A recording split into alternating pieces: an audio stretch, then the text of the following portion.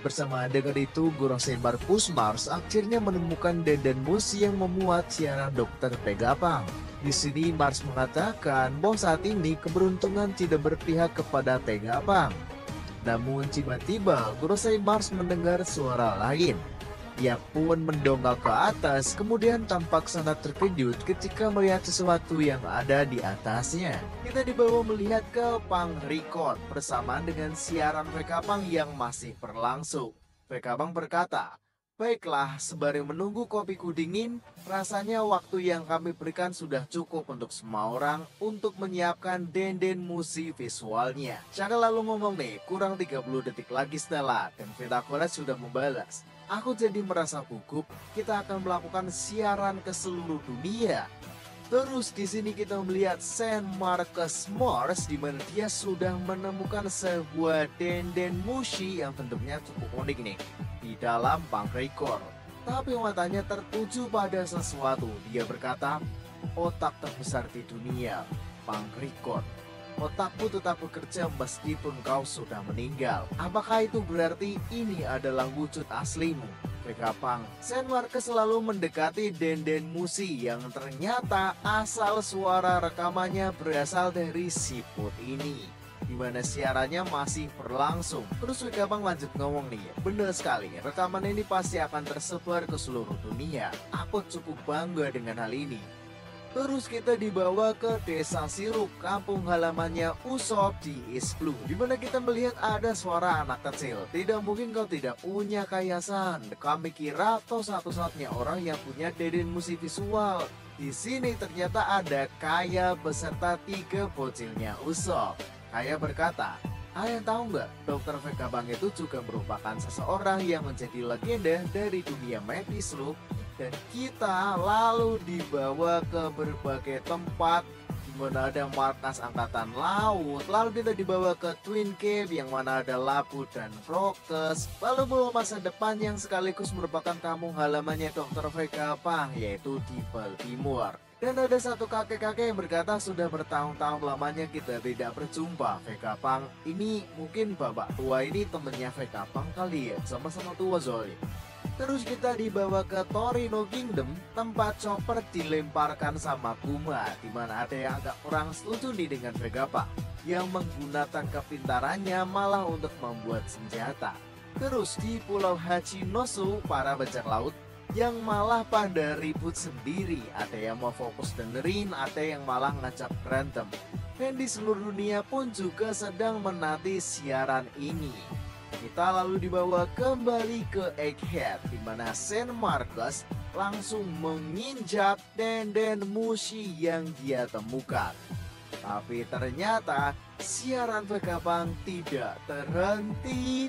Saint Marcus langsung marah besar dan berkata, "Jadi ini bukan tempat untuk menyembunyikannya."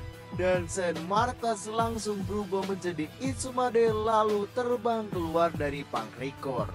Di saat yang sama siaran Vegapunk itu masih terdengar.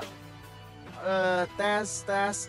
Mohon perhatiannya seluruh dunia. Bagaimana kabar kalian?" Shakal di sini menjawab, "Setelah kita sudah perkenalan di awal tadi, hal ini membuat semua orang di dunia kegirangan karena tidak sabar dengan apa yang akan dikatakan oleh Vegapunk." Di sini kita lalu melihat Vegapunk yang masih tidak sadarkan diri digendong oleh Sanji. Sanji lalu berkata nih, "Hei, kau dengar itu?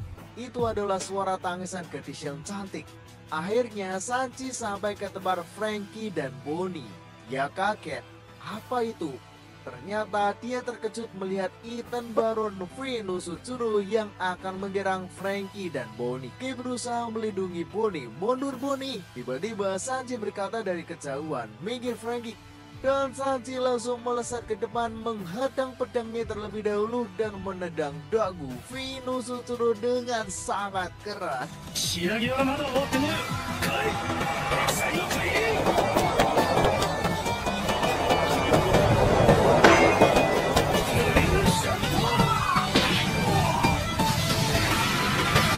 Tapi tidak akan menahan diri hanya karena kau sudah tua dan pikun. Ini adalah pertarungan bajak laut tua bangka.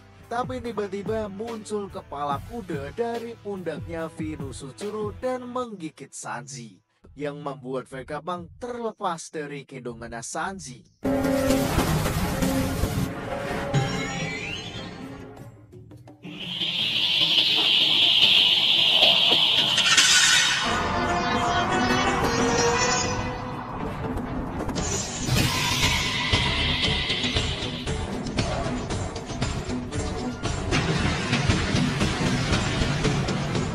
Budi langsung khawatir, Sanji. Di saat yang sama, Oimo dan Tashi akhirnya sampai. Hei, apa itu? Oimo, tahan dia. Oke, kasih. Dan Sanji pun berhasil lepas. Vegapunk yang terjatuh juga berhasil diselamatkan oleh Atlas. Dan Pony langsung beraksi lagi. Karena gambaran tentang nikah yang dia idam-idamkan itu sudah jelas setelah melihat Luffy ya. Pony akhirnya bisa membayangkan masa depan yang seolah-olah dia mirip dengan Nika. Angkatan laut yang ada di kapal kaget melihat Pony melompat dan tiba-tiba menjadi besar. Ternyata Pony menerjang ke Nusujuro dengan ukuran raksasanya. Dengan kekesalannya si Nusujuro, siaran Vegapunk itu masih tetap berjalan. Vegapunk berkata, aku ingin mengaku bahwa aku sudah melakukan 2 dosa besar. Aku percaya bahwa aku akan segera dieksekusi karena melakukan hal ini. Apakah 2 dosa besar Vegapunk yang dimaksud itu adalah dia membuat Mother Flame dan juga mengubah Kuma menjadi cyborg ya? Apa yang diucapkan Vegapunk ini membuat geger di seluruh dunia. Di Kepulauan Sapodi, semua orang terkejut. Tunggu, apa itu berarti Vegapunk sudah meninggal? Dan bahkan kembarannya Sanji, si Luffy, tidak mungkin. Dia baru saja masuk berita koran pagi ini. Kastil keluarganya Sanji, Vinsmoke Chats. Di sini ternyata dia bersama Caesar Clown. Mereka marah. Caesar marah besar dan berkata sambil menangis, aku tidak bisa terima. Kau pasti berbohong, dasar brengsek. Kau tidak bisa mati begitu saja. Kami baru saja bergabung untuk melampauimu. Lalu Morgan si burung koran juga kaget. Hei, sebenarnya untuk apa siaran langsung yang masif ini? Apa dia berniat memburu media cetak? Vegapunk lalu melanjutkan. Meskipun begitu, aku ingin memastikan satu hal dan aku harap kalian bisa mengerti hal ini. Tolong jangan berpikir bahwa pihak yang akan membunuhku adalah orang jahat. Siapapun mereka, aku tidak berniat untuk membahas benar atau salah di sini. Dan aku tidak berhak untuk menilai hal seperti itu. Aku juga tidak tahu tentang mereka dalam beberapa hal. Di saat yang sama, Satan Yuki berhasil naik ke Labu Fish dan bertemu dengan kru topi jerami yang lain. Gubin menyadari sesuatu. Suara itu, karena ternyata suara Satan adalah suara yang sama yang dia dengar saat terjadinya eksekusi Profesor Clover di Ohara waktu Robin masih kecil. Satan langsung menyerang dengan kakinya. Mami dengan cepat langsung teriak, lindungi Robin. Atem langsung marah, minggir kalian dasar serangga kotor. Kita lalu melihat Itsumade Mars terbang.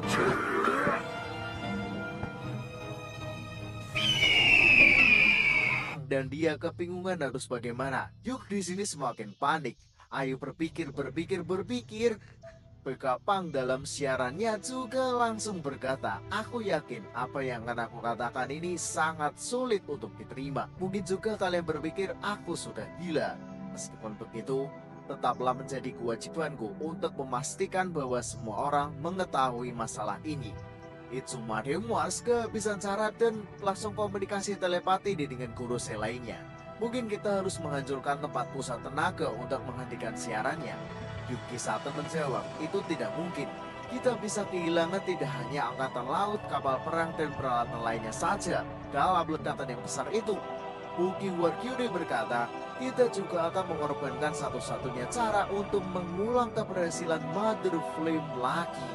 Chapter ini lalu ditutup dengan perkataan Vegapunk yang mengguncang dunia. Aku langsung saja, dunia kita ini akan tenggelam ke dalam lautan. Para angkatan laut langsung terkejut. Apa?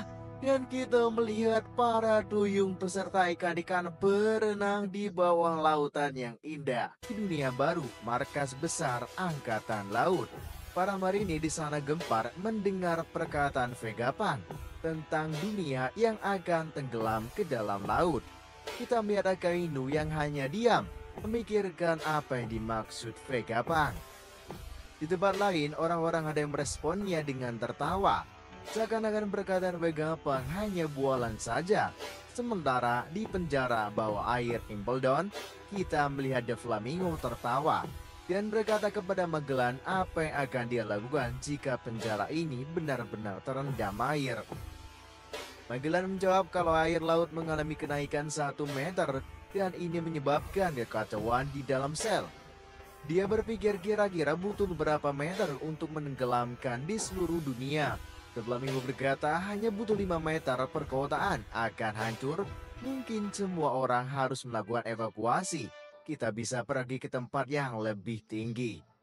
Sedangkan di pulau manusia ikan, Shiraushi bertanya kepada ayahnya apakah apa yang dikatakan Vegapunk akan benar-benar terjadi. Ayahnya hanya menjawab ini terdengar sangat aneh. Kemudian kita kembali ke Pulau Egghead. Para Gorosei mulai panik. Mereka khawatir jika ini teruskan akan menimbulkan kekacauan, dan mereka akan lebih memfokuskan mencari siput apapun yang mereka bisa rasakan dan segera menghancurkannya. Yob juga geram. Dia ikut mencari keberadaan siput transponder itu. Lalu kita melanjutkan mendengar perkataan Vegapunk. Prediksi yang akan aku buat ini, jika data sensorku tepat beberapa hari dari saat aku merekam ini, sebuah gempa bumi yang dahsyat akan mengguncang di seluruh dunia. Di tempat lain, Carlotis Moti berkomentar apakah yang dimaksud Vegapunk gempa bumi itu akan terjadi hari ini. Vegapunk melanjutkan, setelah bencana ini permukaan air laut akan naik 1 meter, beberapa pulau tidak akan bisa lagi dihuni, dan tentu saja akan banyak pantai tenggelam. Jika ini tidak terjadi, kalian bisa abaikan pesan ini. Tapi jika ini benar-benar terjadi, tolong dengarkanlah. Gempa yang akan aku prediksi ini bukan termasuk fenomena alam. Lalu kita melihat Saturnus yang semakin geram. Di saat ini dia menyerang Robin dan lainnya. Terlihat kaki Saturnus menusuk Chopper, namun tidak bisa karena yang kita lihat Chopper berubah menjadi bentuk bulatan besar. Tapi akhirnya Saturnus pergi meninggalkan mereka. Dia lebih fokus mencari siput transponder dan memungkinkan dia lebih mencari sumber tenaga di Pulau Egghead. Perkataan Vegapunk berlanjut, dan itu membawaku kepada apa yang menjadi dosa besarku. Yang pertama, aku terpaku dengan mimpiku untuk mengembangkan sumber tenaga yang abadi, bertekad untuk membawa dunia ke masa depan yang lebih cerah. Tetapi aku terbang terlalu dekat dengan matahari. Di sini Saturnus melihat Mother Flame. Dia langsung kembali berubah wujud ke manusia dan segera menghancurkan sumber energi di sana agar siaran ini mati. Kita melihat sebuah api di dalam itu. Sementara di luar, robot kuno masih berjalan. Bahkan angkatan laut mencoba terus menembaki robot itu, tapi tetap saja tidak tumbang dan terus berjalan. Sedangkan Luffy, Froggy, Dory dikejar oleh Walko yang semakin panas. Tubuhnya seperti terbakar sehingga memberikan hawa yang sangat panas di sekitarnya. Lalu kita pindah tepat di tanah suci Marigos. Imu sama tampak hanya terdiam, sedangkan semua Tenryubito itu tampak geram dengan siaran Vegapunk. Vegapunk mengatakan pertama kita harus tahu masalah tentang apa yang terjadi di antara 900 dan 800 tahun yang lalu. Periode 100 tahun yang banyak orang menganggap sebagai abad kekosongan. Karena seluruh informasi tentang itu telah dihapuskan atau hilangkan, itu benar. Tapi ada satu kunci untuk membuka beberapa potongan dan gema dari masa itu. Jawabannya ada di poneglyph batu-batuan. Kesepian berada di berbagai tempat yang tenang dan sunyi di seluruh dunia. Tulisan yang terukir di batu-batu itu diterjemahkan akan menjadi satu-satunya metode kita untuk melihat masa lalu yang kita tidak ketahui. Meskipun begitu, menerjemahkan poneglyph dianggap sebagai hal yang tabu bagi pemerintah dunia. Oleh karena itu, aku terpaksa melakukan dosa besarku. Yang kedua, aku mengkhianati pemerintah dan mempelajari era terlarang ini sendirian. Aku beruntung karena aku mewarisi beberapa dokumen dari arkeolog yang luar biasa yang membuatku bisa menerjemahkan beberapa poneglyph. Lagi pula, sejarah ada sebuah kisah. Kemudian di tempat Nami terlihat awannya di sana memanjang. Ini seperti yang Edison bicarakan. Berkata dengan begini kita bisa melompat langsung ke laut. Lalu kita melihat Edison yang tanpa kelelahan. Dia berharap sekali mereka bisa lulus dari pemerintah dunia. Pendekatan Vegapunk berlanjut akan mengetahui bagian kecil tentang kisah 100 tahun yang panjang ini. Aku akan membicarakan fakta yang aku tahu. Bintang dari cerita ini terlahir 900 tahun yang lalu. Ini sebuah kerajaan yang maju dan berlimpah. Dan sama seperti Nikah, Dewa Matahari yang legendaris dari dongeng Elbaf. Dia juga bertarung dengan tubuh elastis dan memanjang, mereka memanggilnya dengan sebutan Joy Boy. Dialah orang pertama yang pergi laut, orang yang pertama sebagai bajak laut. Terugi dan Luffy mencoba memberi pukulan kepada Warkuri, tapi masih saja tubuh Warkuri lebih keras sehingga terlihat tangan Luffy kesakitan dan terbakar. Berakhir chapter kali ini. Di chapter ini Vegapunk akan mengungkapkan sebagai kisah dari abad kekosongan, yaitu tentang Joy Boy. Kisah ini bisa saja menjatuhkan pemerintah jika Vegapunk juga menceritakan tentang 20 kerajaan yang bersatu untuk menjatuhkan jatuh kerajaan tersebut, yaitu Joy Boy. Kira-kira apakah kita akan melihat sebuah flashback tentang Joy Boy di chapter selanjutnya, atau hanya sebuah cerita saja dari Vegapunk? Dan chapter ini selesai.